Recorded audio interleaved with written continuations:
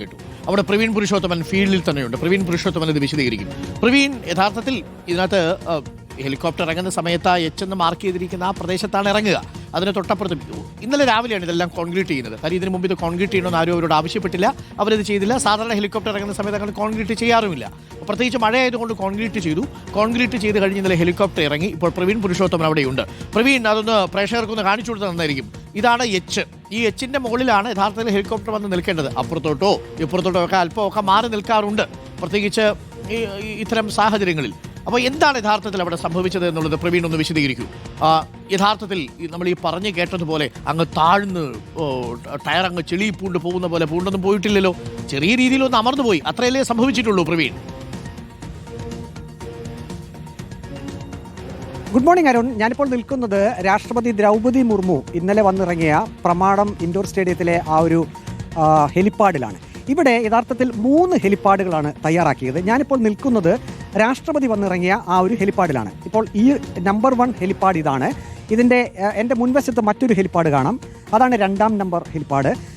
വലതുവശത്ത് കുറച്ചുകൂടി മാറി 3ാം നമ്പർ ഹെലിപ്പാഡ്. അങ്ങനെ 3 ഹെലിപ്പാഡുകളാണ് ഈ പ്രമാടം സ്റ്റേഡിയത്തിൽ തയ്യാറാക്കിയത്. ഇപ്പോൾ ഞാൻ നിൽക്കുന്ന ഈ ഹെലിപ്പാഡിൻ്റെ നിർമ്മാണം രാത്രി 12:45 പൂർത്തിയായി. അത് അടിയന്തര സാഹചര്യത്തിൽ പെട്ടെന്ന് ജോലിക്കാരൊക്കെ എത്തി ഒരു കരാറുകാരനെ ഏൽപ്പിച്ച് അവർ പെട്ടെന്ന് ആ പണി തീർത്തു. അതിനുശേഷം ആ കാണുന്ന 2ാം നമ്പർ ഹെലിപ്പാഡ് പുലർച്ചെ 3 മണിയായപ്പോഴാണ് അതിൻ്റെ നിർമ്മാണം പൂർത്തിയായത്.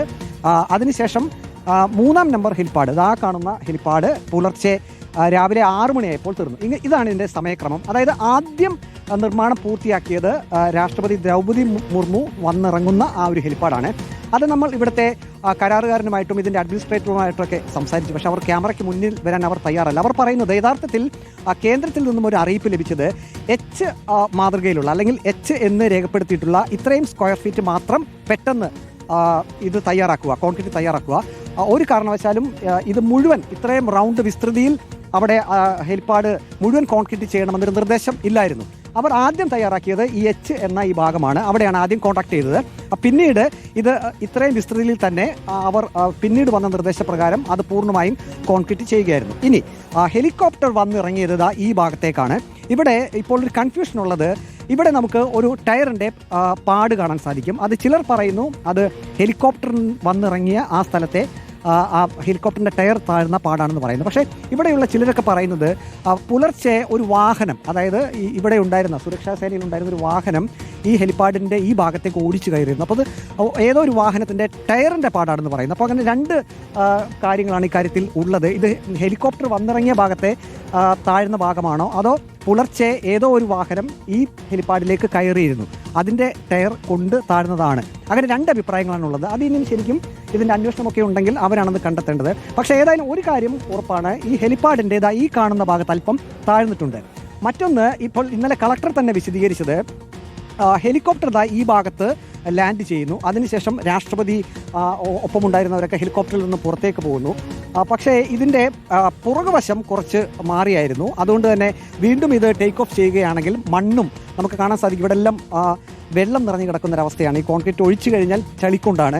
അപ്പോൾ ചെളിയും മണ്ണുമൊക്കെ തെറിച്ച് പോകാനുള്ളൊരു സാധ്യതയുണ്ട്. അതുകൊണ്ട് ലാൻഡ് ചെയ്തതിന് ശേഷം അവിടെ ഉണ്ടായിരുന്ന ഉദ്യോഗസ്ഥരോട് ഇതിൻ്റെ പൈലറ്റ് തന്നെ പറയുകയാണ്, ഒന്ന് പുഷ് ചെയ്തിട്ട് ഈ എച്ച് എന്ന ഈ ഭാഗത്തേക്ക് കയറ്റിയിടണമെന്ന് പറയുന്നു. അങ്ങനെയാണ് ഇത് കയറ്റി, അതായത് നമ്മൾ ആ ദൃശ്യത്തിൽ കാണുന്നത് പോലെ കുറച്ച് സുരക്ഷാ ഉദ്യോഗസ്ഥരും പോലീസും ഒക്കെ ചേർന്നുകൊണ്ട് ഇത് പ്രസ് ചെയ്ത് ഈ ഭാഗത്തേക്ക് കയറ്റുന്നു. ഇതിൻ്റെ കരാറുകാരൻ പറയുന്നത് ഇത് യഥാർത്ഥത്തിൽ ഉറപ്പുള്ളത് തന്നെയാണ്. ഈ എച്ച് എന്ന ഭാഗത്ത് ഇവിടെ താഴ്ന്നിട്ടില്ല. അതായത് ആ ഹെലികോപ്റ്റർ തന്നെയാണ് ഈ ഭാഗത്തേക്ക് തെള്ളി മാറ്റിയത്. ഇവിടെ അങ്ങനൊരു സുരക്ഷാ പ്രശ്നം ഉണ്ടായിട്ടില്ല. മറ്റൊന്ന്, ഇവിടെ നിന്ന് തന്നെയാണ് ഇന്നലെ ടേക്ക് ഓഫ് ചെയ്തത്. സാധാരണഗതിയിൽ അങ്ങനെയൊരു പ്രശ്നമുണ്ടെങ്കിൽ, അതായത് ടയർ താഴ്ന്നിട്ടുണ്ടെങ്കിൽ ഇവിടെ നിന്ന് വീണ്ടും അത് പൊങ്ങാനുള്ള ഒരു അനുമതി സാധാരണ കൊടുക്കില്ല. അങ്ങനെ വരുമ്പോൾ നേരത്തെ ഞാൻ സൂചിപ്പിച്ചതുപോലെ തന്നെ ഈ ടയർ കാണുന്ന പാട്, അതായത് ഇവിടെ ഹെലികോപ്റ്റർ ഇറങ്ങിയപ്പോൾ ഇവിടെ വിള്ളലൊക്കെ നമുക്ക് കാണാൻ സാധിക്കും. അത് ഞാൻ നേരത്തെ സൂചിപ്പിച്ചതുപോലെ തന്നെ ഇവിടെ നിന്നാണോ ഇനി തെള്ളി മാറ്റിയത് അതോ വേറെ ഏതെങ്കിലും വാഹനം കയറിയതാണോ എന്നറിയില്ല. ഏതായാലും ഇഞ്ചുകൾ മാത്രം വ്യത്യാസത്തിലാണ് ഈ എച്ചിൽ നിന്നും ഹെലികോപ്റ്റർ ഇവിടെ ലാൻഡ് ശരി. ചെയ്തത്. അത് പിന്നീട് പൈലറ്റിന്റെ നിർദ്ദേശപ്രകാരം ഇവിടെ ഓക്കെ, വളരെ കൃത്യമാണ്. അപ്പോൾ താങ്ക് യു പ്രവീൺ. ഡീറ്റെയിൽ ആയിട്ട് പ്രവീൺ കാര്യങ്ങൾ പറഞ്ഞിട്ടുണ്ട്. ഇനി ആ കാര്യത്തിൽ ഒരു സംശയവും പ്രേക്ഷകർക്ക് വേണ്ട. എച്ച് എന്നെഴുതിയ ആ ഭാഗത്ത് ഒരു തരത്തിലുള്ള കേടുമില്ല. തൊട്ടപ്പുറത്ത് 24 മണിക്കൂറും ഇല്ല, മണിക്കൂറുകൾക്ക് മുമ്പാണ് ആ ഹെലിപ്പാഡ് നിർമ്മിക്കേണ്ടി വന്നത്. കാരണം നിലയ്ക്കൽ ഇറങ്ങാൻ പറ്റാത്തതുകൊണ്ട് രണ്ടാമത്തെ ഒരു ഹെലിപ്പാഡ് തയ്യാറാക്കണമായിരുന്നു. അങ്ങനെ കുറഞ്ഞ സമയം കൊണ്ട് 3 ഹെലിപ്പാഡ് തയ്യാറാക്കി. അതിലൊരു ഹെലിപ്പാഡിലാണ് രാഷ്ട്രപതിയുമായിട്ട് ഹെലികോപ്റ്റർ ഇറങ്ങിയത്. അത് ഇറങ്ങിയ സമയത്ത് അവിടെ ഈ എച്ചിന് തൊട്ട് പുറത്തായതുകൊണ്ട് തന്നെ അവിടെ അല്പം ഒന്ന് ടയർ അമർന്നിരിക്കുന്ന സാഹചര്യമുണ്ട്. അതൊന്ന് തള്ളി നീക്കി എച്ചിലേക്ക് വെച്ചു. അത്രേ ഉണ്ടായിട്ടുള്ളൂ എന്നുള്ളതാണ്. പക്ഷേ അതൊരു വാർത്തയായി മാറി. അതിനുശേഷമാണ് സുരക്ഷാ വീഴ്ച എന്ന മട്ടിലേക്കുള്ള വ്യാഖ്യാനങ്ങൾ വന്നു. പക്ഷേ അതിപ്പോൾ വലിയ സുരക്ഷാ വീഴ്ചയെ കണക്കാക്കേണ്ടതില്ല എന്നുള്ളതാണ് നിലപാട്.